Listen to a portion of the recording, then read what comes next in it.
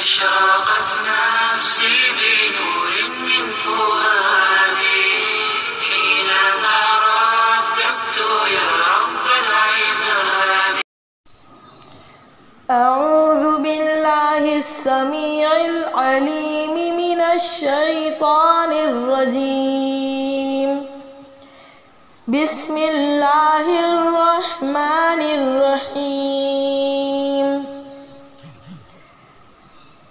اللهم أنت ربي، اے اللہ تو ہی میرا رب ہے. لا الہ الا انت، نہیں کوئی معبود تیرے سوا. خلقتنی وانا عبدک، تو نے مجھے پیدا فرمایا اور میں تیرا بندہ ہوں.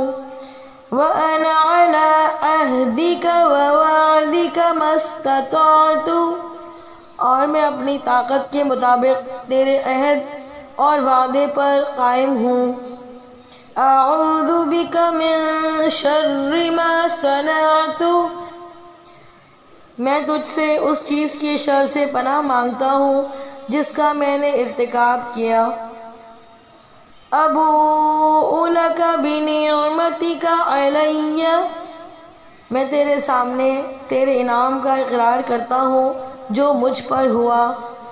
وَأَبُوءُ بِذَنبِي، اور میں اپنے گناہوں کا اقرار کرتا ہوں.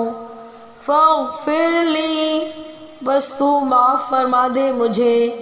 فَإِنَّهُ لَا يَغْفِرُ الذُّنُوبَ إِلَّا أَنْتَ، بس بے شک حقیقت یہ ہے کہ نہیں کوئی بخشنے والا گناہوں کو سوائے تیرے. حضرت رسول اللہ صلی اللہ تعالی علیہ وسلم نے فرمایا، جو شخص یقین کی حالت میں شام کے وقت یہ دعا پڑھے اور اسی رات فوت ہو جائے تو وہ شخص جنت میں جائے گا.